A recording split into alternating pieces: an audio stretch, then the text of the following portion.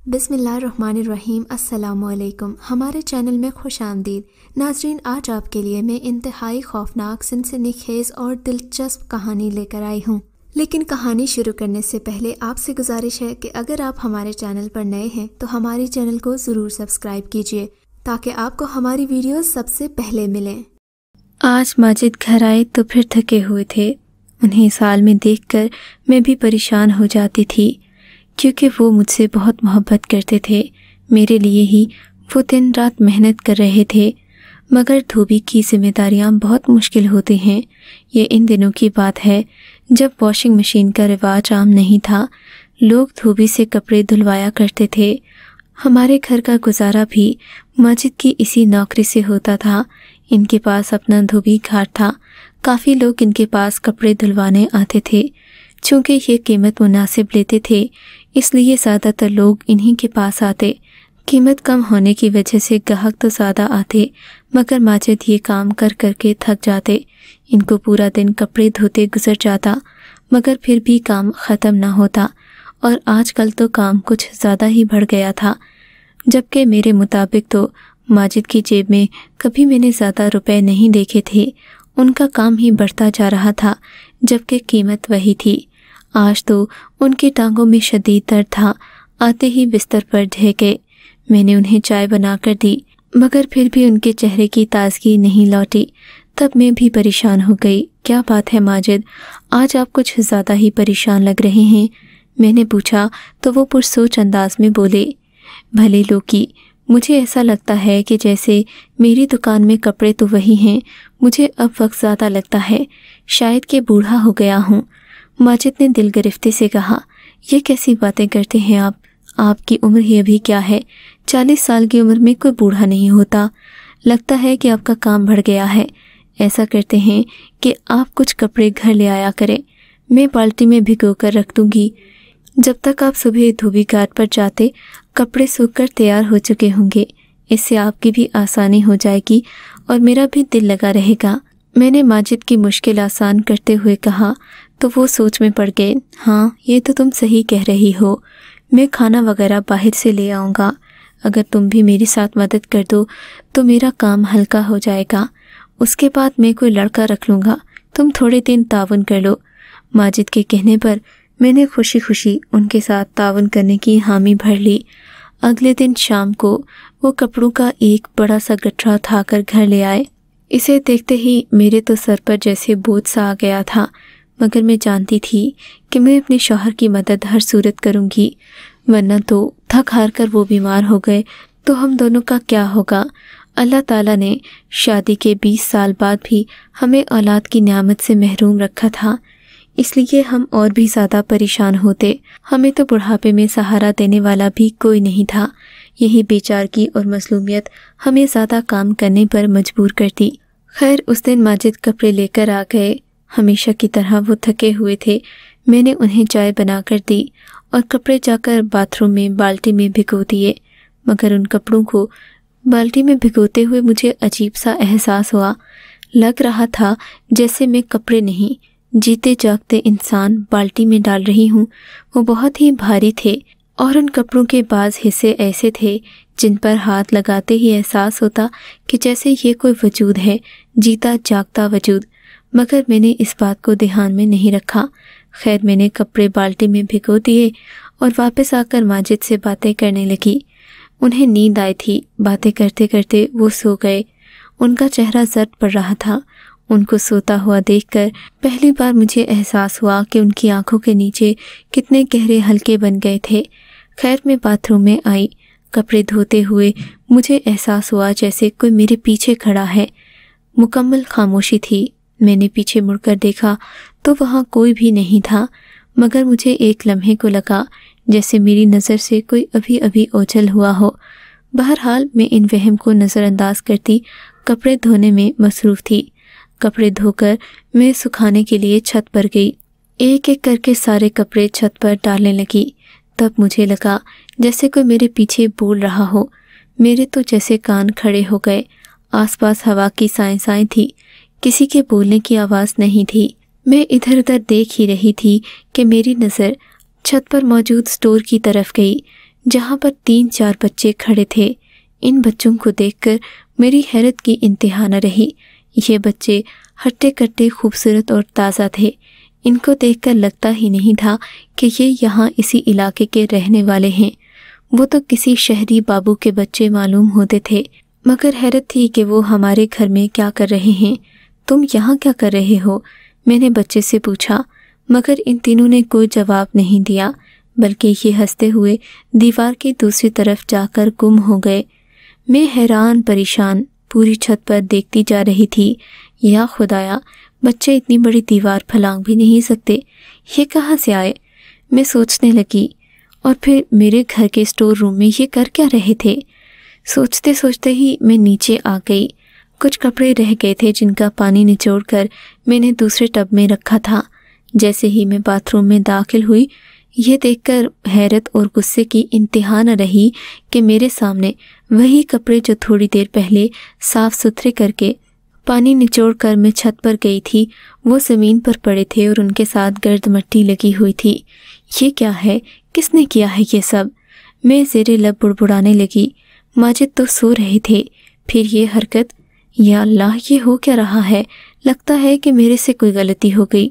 मैंने सोचा, उन कपड़ों को दोबारा से पानी में भिगोया और फिर हल्का हल्का पानी निचोड़ने के बाद दोबारा छत की तरफ भागी। वहाँ पर किसी के चलने की आवाज़ें आ रही थीं। मैं सीढ़ियों से ऊपर जा रही थी तो मेरे कान खड़े हो गए, क्योंकि सारी छत पर किसी छोटे बच्चे के भागने की आवाज़ें आ रही थीं। मैं जल्दी से छत पर गई तो देखा वहाँ कोई भी नहीं था, मगर मुझे गुस्सा दिलाने के लिए यही काफ़ी था कि वो सारे कपड़े जो मैं थोड़ी देर पहले छत पर डालकर गई थी, नीचे ज़मीन पर बिखर चुके थे। अब मुझे अपनी बेबसी पर गुस्सा आ रहा था। मैं कुछ कर नहीं सकती थी। मैंने दोबारा छत से वही कपड़े इकट्ठे करके बाल्टी में रखे और नीचे आने के लिए छत वाले दरवाजे में कदम रखा ही था कि भरपूर कहकहों की आवाज़ सुनाई थी। अब मुझे एहसास हुआ कि मेरे साथ वाकई कुछ ऐसा हो रहा है जिसे मैं गैर मामूली कह सकती हूँ, क्योंकि आम हालात में ऐसा नहीं होता, जबकि मेरे घर में बच्चे भी नहीं थे जो ऐसी शरारतें करते। खैर, मैंने सब्र से जाकर उन कपड़ों को वापस रख दिया, मगर अब मैं थक चुकी थी। शाम का खाना बनाने का वक्त भी हो गया था। मैंने सब्ज़ी काटना शुरू कर दी। तब तक माजिद भी सोकर उठ गए। मैंने उनसे इस बात का जिक्र किया, माजिद, आज मैं कपड़े धो रही थी, देखें, एक बार भी कपड़े गंदे हो गए और दूसरी बार भी। माजिद के चेहरे पर कोई आसार न थे। मैं जान गई थी कि उन्हें मेरी बात बुरी नहीं लगी। शायद वो भी मेरी मजबूरी समझ गए थे, या फिर वो इन्हीं हालात में से गुजरे होंगे। क्या हुआ माजिद? आपको बात बुरी लगी? मैं वादा करती हूँ आपकी मदद करूँगी, मगर आज जो हो गया उसका मेरे पास कोई जवाब नहीं। खुदा जाने ये सब कैसे हुआ। मेरी बात पर माजिद कुछ सोचकर बोले, हाँ, मैं जानता हूँ कि तुम्हारे साथ क्या हुआ है। बिल्कुल ऐसा ही मेरे साथ धोबी घाट पर होता है। मैं कपड़े धोता हूँ, वो फिर गंदे हो जाते हैं। माजिद की बात सुनकर मैं चौंक गई। अब रात को तो मैं कपड़े धोने से रही। सुबह हुई तो माजिद वो कपड़े उठाकर गीले ही धोबी घाट पर ले गए। मुझे बहुत शर्मिंदगी हुई कि अपने शौहर की मदद करने के बजाय मैंने उनका काम उल्टा बढ़ा दिया, मगर यकीन माने इसमें मेरा कोई कसूर नहीं था। अब अपनी गलती, या ये कह दें कि नाकर्दा गलती का इजाला करने के लिए मैंने सोचा कि मैं मुनीर के लिए अच्छा सा खाना बनाऊंगी। उनको हैदराबादी बिरयानी बहुत पसंद थी, मगर उसमें 35 से ज़ायद मसाले पड़ते थे। छोटे मोटे मसाले पीसते पूरा दिन लग जाता। काफ़ी अरसा हुआ जब से हमारे हालात ख़राब हुए थे, मैंने कभी बिरयानी नहीं पकाई थी। मुनीर भी याद करते रहते, कहते कि तुमने मुझे मेरी पसंद का खाना कितने दिन से नहीं खिलाया। तभी मैंने सोचा कि आज उनका दिल खुश करूंगी और दिन भर मेहनत करके अच्छा सा खाना बनाऊंगी। सुबह होते ही मैं किचन में चली गई। मुझे मसाले कूटते काफ़ी देर हो गई थी। तब मैं किचन में थी कि मुझे ऐसा लगा कि मैं यहाँ अकेली नहीं हूँ, बल्कि मेरे साथ कोई और भी मौजूद है। मैंने इस बात को नज़रअंदाज करने की कोशिश की, मगर कहाँ तक करती। थोड़ी देर गुजरी थी कि मुझे अपने पीछे किसी के हंसने की आवाज़ आई। अब तो मेरा दिल कांप उठा, क्योंकि बिल्कुल ऐसी ही आवाज़ उस दिन मैंने छत पर सुनी थी, मगर मैं अपने काम से हटना नहीं चाहती थी। پورا دھیان اپنے کام پر لگانا چاہتی تھی، لیکن انسان کی برداشت کی بھی ایک حد ہوتی ہے۔ تھوڑی ہی دیر کے بعد جب مجھے اپنے کان میں کسی کی سرگوشی محسوس ہوئی تو میں نے اپنے کانوں پر ہاتھ رکھا اور اپنے کمرے کی طرف بھاگی، جہاں سے سیدھا پڑوس کی طرف کھڑکی کھلتی تھی۔ سوچا کہ اگر زیادہ کچھ ہوگا تو انہیں بلا لوں گی، آواز دے دوں گی۔ میں جیسے ہی دوسرے کمرے میں آئی، مجھے پیچھے کچن میں کسی چیز کے گرنے کی آواز آئی۔ ایسا لگ رہا تھا کہ کوئی بھاری برتن گر کر ٹوٹ پڑا ہے، مگر مجھ میں ہمت نہیں تھی کہ کچن میں جا کر دیکھوں۔ تھوڑی دیر گزری، مجھے کچن میں جانا ہی پڑا۔ جا کر دیکھا تو شیشے کا نیا جگ نیچے ٹوٹا پڑا تھا۔ یہ دیکھ کر مجھے بہت دکھ ہوا۔ یہ وہی جگ تھا جو اماں نے مجھے جہیز کے برتنوں میں دیا تھا۔ میں افسوس کرتی رہ گئی، مگر اس بات کا کوئی حل نہیں تھا۔ میں بیٹھ کر سوچنے لگی کہ اب کیا کروں۔ یوں ہی 1 بج گیا۔ میرے شوہر کے آنے کا وقت دن کے 3 بجے تھا۔ وقت کافی کم رہ گیا تھا۔ میں نے ظہر کی نماز ادا کی، اللہ تعالیٰ سے دعا کی، شر سے پناہ مانگی اور پھر مسالے کوٹنے میں مصروف ہو گئی۔ مجھے تھوڑی دیر ہی گزری تھی کہ منیر نے دروازہ بجایا۔ میں پریشان ہو گئی کیونکہ ابھی تک کھانا تیار نہیں تھا۔ خیر میں نے دروازہ کھولا تو منیر کے چہرے پر ہوائیاں اڑ رہی تھیں۔ کیا ہوا منیر، خیریت تو ہے؟ میں نے ان کی پریشانی دیکھ کر پوچھا۔ نہیں، خیریت کہاں ہے، بس آج ایک گاہک سے لڑائی ہو گئی۔ وہ کہہ رہا تھا کہ تم میرے کپڑے اچھے سے نہیں دھوتے، کپڑوں پر گند لگا ہوتا ہے۔ بات تو واقعی صحیح تھی، کیونکہ پچھلے دن جو ہوا تھا میں اچھی طرح جانتی تھی۔ میں نے مارے شرمندگی کے سر جھکا لیا، جانتی تھی کہ یہ سب میری وجہ سے ہوا، مگر اس میں میرا کوئی قصور نہیں تھا۔ خیر میں نے منیر کو بیٹھنے کا کہا۔ بریانی میں تھوڑا ہی وقت رہتا تھا۔ منیر کو خوشبو آ گئی، وہ بھی میرے ساتھ کچن میں آ گئے۔ تب کچن میں ہم دونوں نے وہی آوازیں سنی جو تھوڑی دیر پہلے مجھ اکیلی نے سنی تھیں۔ ہم دونوں چوکنے ہو گئے۔ منیر نے مجھ سے پوچھا۔ میں نے انہیں دن بھر کی روداد سنا دی، کہا کہ پورا دن میں ڈرتی رہی، ڈر کے مارے میری جان نہیں نکلی اور کوئی فرق نہیں رہا۔ وہ کہنے لگے، میں تمہاری بات کو سمجھتا ہوں، اس گھر میں اب واقعی وہ والا سکون نہیں رہا، ہر وقت ایک عجیب سا ڈر لگا رہتا ہے، مگر تم فکر نہیں کرو، میں کل تمہیں اپنے ساتھ دھوبی گھاٹ پر لے جاؤں گا۔ ان کی محبت دیکھ کر میرا دل خوش ہو گیا۔ مگر منیر، لوگ کیا کہیں گے کہ منیر اپنی بیوی کو دھوبی گھاٹ پر بٹھاتا ہے؟ ارے لوگ جو مرضی کہیں، مگر میں اپنی بیوی کو یوں اکیلے تو نہیں چھوڑ سکتا۔ منیر کی بات سن کر میں خوش ہو گئی، خود کو خوش قسمت تصور کر رہی تھی۔ کھانا کھانے کے بعد ہم دونوں آرام کرنے اپنے کمرے میں چلے گئے۔ منیر تھکے تھے، وہ سو گئے۔ میں لیٹی اسی بارے میں سوچ رہی تھی کہ مجھے لگا جیسے کوئی ہماری چارپائیوں کو نیچے سے ہلا رہا ہو۔ پہلے تو میں نے نظر انداز کیا، مگر جب لگا کہ میں نیچے فرش پر گرنے لگی ہوں تو اٹھ کر بیٹھ گئی۔ میری نظر نیچے پڑی تو اف خدایا کیا بتاؤں، جو منظر میں نے دیکھا میں اسے الفاظ میں بیان نہیں کر سکتی۔ وہ انتہائی بھیانک منظر تھا۔ ڈر اور خوف اس منظر کو بیان کرنے کے لیے صحیح الفاظ نہیں ہیں۔ جو میں نے دیکھا وہ میری روح کو لرزانے کے لیے کافی تھا۔ کالے رنگ کی ایک انتہائی کریہا شکل والی چیز تھی جو ہماری چارپائیوں کے نیچے بیٹھی چارپائی کو اوپر کی طرف ہلا رہی تھی۔ یہ منظر دیکھتے ہی میں دوبارہ آیت الکرسی پڑھنے لگی۔ تھوڑی دیر میں چارپائی ہلنا بند ہو گئی، مگر اتنے میں منیر بھی جاگ چکے تھے۔ ان کے چہرے پر پسینہ تھا، وہ بھی بہت گھبرائے ہوئے لگ رہے تھے۔ کیا ہوا منیر؟ میں نے اپنا ڈر چھپاتے ہوئے پوچھا۔ کیا تمہیں کچھ محسوس نہیں ہوا؟ میں نے ایک عجیب سا خواب دیکھا ہے۔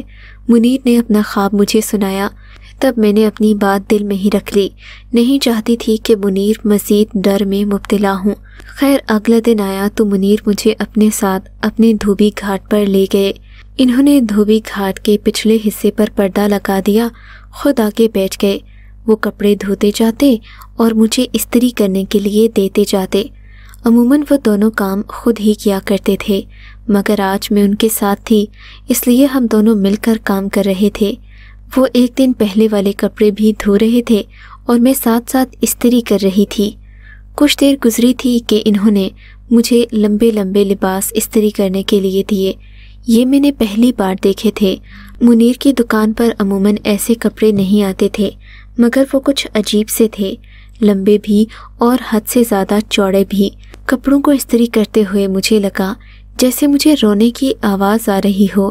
بتاتی چلوں کہ ان دنوں استری بجلی پر نہیں چلتی تھی، بلکہ کوئلوں پر چلنے والی ایک لوہے کی استری ہوا کرتی تھی۔ اس استری میں ایک خانہ سا ہوتا تھا جس میں کوئلے بھر کر اسے گرم کیا جاتا تھا اور پھر اسے کپڑوں پر پھیرا جاتا تھا۔ کپڑے استری کرتے مجھے 5 منٹ ہی گزرے تھے کہ ایک آدمی ہانپتا کانپتا منیر کی دھوبی گھاٹ پر آ گیا اور ان سے لڑنے لگا، تم میرے کپڑے واپس کر دو۔ وہ شخص بڑبڑاتا جا رہا تھا اور منیر کی طرف غصے سے دیکھ رہا تھا۔ میں نے پردے کی اوٹ سے اسے دیکھا تو چونک کر رہ گئی۔ اس کی شکل میں مجھے وہی بچے نظر آئے جو اس دن میں نے اپنی چھت پر دیکھے تھے۔ ان بچوں کی صورتیں مجھے ابھی تک یاد تھیں اور بوڑھے کی شکل بھی انہی میں سے ایک سے ملتی تھی۔ میں نے بوڑھے کو غور سے دیکھا، تب اچانک اس کی نظر مجھ پر پڑی تو وہ مجھے دیکھ کر اور بھی زیادہ غصے میں آ گیا۔ اسے کہو ہمارے کپڑے ہمیں واپس کر دے۔ بوڑھے نے میری طرف اشارہ کرتے ہوئے کہا، کیوں بابا جی، ہم نے ایسا کیا کیا ہے کہ آپ ہم سے اپنے کپڑے لے کر جا رہے ہو؟ ہم تو انہیں استری کر رہے ہیں۔ میں نے صفائی پیش کی۔ میں سمجھ گئی تھی کہ یہ معاملہ کیا ہے۔ نہیں، تو ہمارے کپڑوں کو ہاتھ مت لگا، ہم اپنے کپڑے صرف پانی سے دھوتے ہیں، بوڑھے نے کہا اور اندر آنے لگا۔ لیکن اس سے پہلے کہ وہ دھوبی گھاٹ کے اندر قدم رکھتا، میں نے بآواز بلند آیت الکرسی پڑھنا شروع کر دی۔ اس بات پر بوڑھا غصے سے اور بھی تلملا گیا۔ یہ پڑھنا بند کرو، میں نے کہا، تم چپ کر جاؤ۔ وہ بوڑھا میری طرف دیکھ کر چلانے لگا، مگر میں نے اس کی بات نہیں سنی۔ منیر کو بھی اندر آنے کو کہا۔ منیر بھی آیت الکرسی پڑھتے ہوئے اندر کمرے میں آ گئے۔ وہ بھی پردے کے پیچھے آئے۔ میں نے انہیں اشارہ کیا۔ انہوں نے کوئلوں سے بھری استری ان کپڑوں پر الٹ دی۔ گرم گرم کوئلے چلتے ہوئے ان کپڑوں پر پڑے۔ ایسا کرنے کی دیر تھی کہ چیخوں کا ایک نہ بند ہونے والا سلسلہ شروع ہو گیا۔ ایسا لگتا تھا جیسے ہم نے کئی جانیں لے لی ہوں۔ یہ چیخیں دور دور تک لوگوں کو سنائی دیں اور ہم دونوں تو اس چیز کے گواہ تھے ہی۔ جب تک وہ کوئلے ان کپڑوں پر پڑے رہے، وہ بوڑھا غصے سے چلاتا چیختا رہا۔ لگ رہا تھا جیسے اسے بھی تکلیف ہو رہی ہو۔ تب میں نے اسے کہا، تم نے ہمیں ستایا، ہم تمہیں ستائیں گے۔